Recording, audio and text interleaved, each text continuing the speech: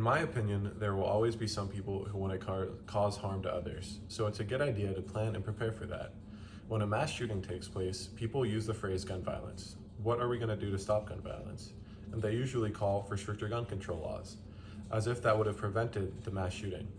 Gun violence is an effective phrase for gun control advocates to use because good people don't support violence.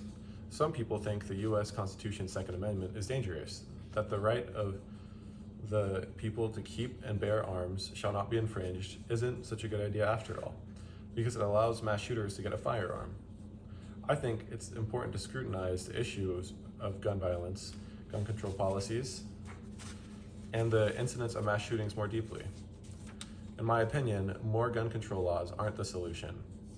How are mass shooters stopped from killing more people? Most of the time, they are shot by a good guy with a gun. Murder is against the law, and mass shooters have planned to break the law to murder as many people as possible. So making purchasing firearms illegal isn't going to stop them. Murderers and armed robbers are already breaking the law, so making buying guns illegal isn't going to stop them. Outlawing things people won't want doesn't stop them from getting them. It creates a black market. During Prohibition in the US, Americans still drank alcohol, and organized crime flourished while providing the illegal alcohol. Drug dealers still do business in the US with recreational drugs that are illegal. Outlawing firearms through gun control measures would cause criminals to be better armed than law-abiding citizens who have a right to self-defense. Stricter gun control laws only deter the law-abiding citizens by making it more difficult for them to own a gun. Guns are an equalizer in self-defense situations. Guns can be an effective tool for self-defense even for someone who is weak. Gun ownership, along with proper training, is useful for self-defense. Occasionally stories make the news of a grandmother who successfully defended herself against home intruders because she had a gun and knew how to use it. For elderly and disabled people, keeping a firearm and being trained in how to use it is more important for their safety and security. Firearms are important to many Americans for self-defense. People's familiarities with firearms often varies with their location in the US. In an urban area in a state with strict gun laws, fewer ordinary people own guns for self-defense. In very wealthy areas, homes may be in gated communities that with an armed security guard at the gate, or they may have their own private security license to carry firearms. In a few nice parts of town, a call to 911 could bring the police in a few minutes.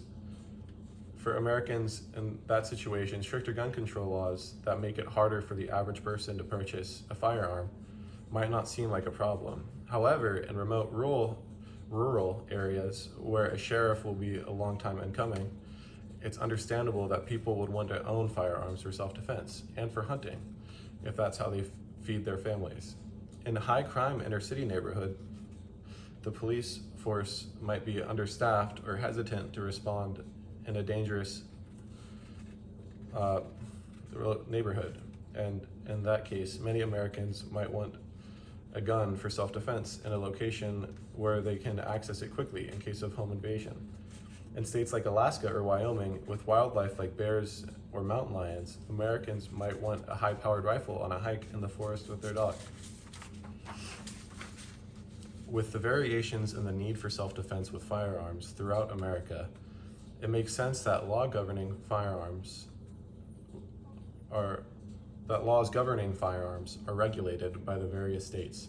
The 10th Amendment of the Constitution leaves the power with the states, so each state can pass the laws that make sense for their region. And if the people don't like it, they can elect different lawmakers. In terms of protecting schools, churches, malls, locations where a mass shooter could easily find access to large numbers of people to murder quickly in a confined area, each local area can take precautions in compliance with local laws.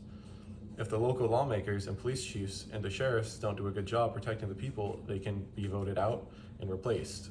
Local administrators of the areas where groups of people might be a target can hire armed security if they think it's a good idea. In summary, I think it's appropriate that the US Constitution protects the people's right to bear arms and that regulations are passed by the states. Local control of the state level makes sense because there are a wide variety of circumstances across America. There will always be people who want to murder others. Criminal minds aren't going to be dissuaded by their desire to follow strict gun control laws because their goal is to commit crimes.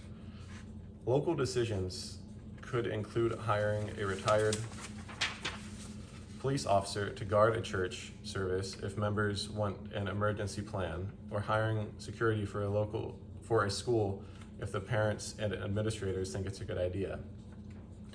There is no one-size-fits-all solution that will keep everyone safe from criminals. Murderers should be incarcerated and shouldn't be roaming the streets. An aspiring mass shooter who hasn't broken any laws or threatened anyone is harder to prevent from achieving their goal to kill people. But having armed security in place in advance according to an emergency plan is a decision best made at the local level.